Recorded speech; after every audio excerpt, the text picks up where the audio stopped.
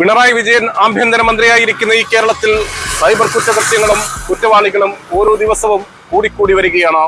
അതിൽ മനംനൊന്ത് ആത്മഹത്യ ചെയ്തവരും പിന്നെ മനോനിലതെറ്റി ജീവിക്കുന്നവരുമൊക്കെ ഉണ്ട്. എന്നാൽ ഇത്തരം കുറ്റവാളികൾ മനസ്സിലാക്കേണ്ട ഒരു കാര്യം, സൈബർ ഡോമിന്റെ തലപ്പത്തിരിക്കുന്നത് മിടുക്കനായ ഒരു ഓഫീസറാണ്. അദ്ദേഹത്തിന്റെ പേര് മനോജ് എബ്രഹാം.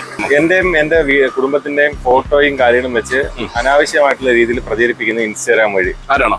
ഇൻസ്റ്റാഗ്രാമിലുള്ള 1-2 അക്കൗണ്ടുകൾ വഴി. സോൾ ഓഫ് അഞ്ചൽ, പിന്നെ ഡിവൈഎഫ്ഐ അഞ്ചൽ ഈസ്റ്റ് MC, പിന്നെ deals Anchal, beauty of Anchal, ഇങ്ങനെ പറഞ്ഞ 3-4 അക്കൗണ്ടിൽ നിന്നാണ് ഇത് പ്രചരിപ്പിക്കുന്നത്. എന്താണ് അവര് പ്രചരിപ്പിക്കുന്നത്? അവര് പ്രചരിപ്പിക്കുന്നത് എനിക്കും എന്റെ അമ്മയ്ക്കും കഞ്ചാവ് കച്ചവടമാണ്. താങ്കളത് പോലീസുമായി ബന്ധപ്പെട്ട്? ഞാൻ സൈബർ പോലീസ് സ്റ്റേഷനിൽ പരാതി കൊടുത്തിട്ടുണ്ട്, SP സാറിനും പരാതി കൊടുത്തിട്ടുണ്ട്, പിന്നെ കോടതിയിൽ വക്കീൽ ത്രൂ ഡിഫർമേഷന് കേസ് ഫയൽ ചെയ്തിട്ടുണ്ട്. എത്ര രൂപയ്ക്കാണ്? 1 കോടിക്ക്. 1 കോടി. അങ്ങനെ 1 കോടി രൂപയ്ക്ക് നിങ്ങൾക്ക് നഷ്ടം ഉണ്ടാകാം? എനിക്ക് വണ്ടി കച്ചവടമൊക്കെയാണ്. ഞാൻ ഇച്ചിരി പ്രീമിയം വണ്ടികളാണ് കച്ചവടം ചെയ്യാറുള്ളത്. അപ്പോ നിലവിലെ ഇന്നത്തെ ഉദാഹരണം എന്ന് പറഞ്ഞാൽ, ഇന്നലെ തന്നെ ഒരു പാർട്ടി ഫേസ്ബുക്ക് വഴി വണ്ടിയെല്ലാം ഓക്കെ ആയി കാണാൻ വേണ്ടി വന്നപ്പോൾ ആള് പറഞ്ഞ് ഇവിടെ കണ്ടുപരിചയമുണ്ടല്ലോ എന്ന് പറഞ്ഞത്.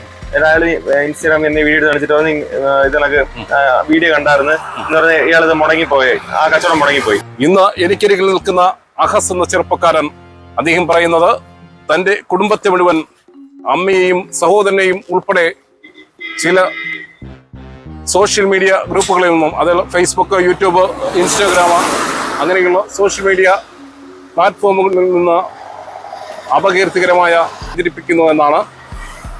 എന്തായാലും ശരി, വിഷയത്തിന്മേൽ അധികാര കേന്ദ്രങ്ങളിൽ പരാതി നൽകിയിട്ടുണ്ട്.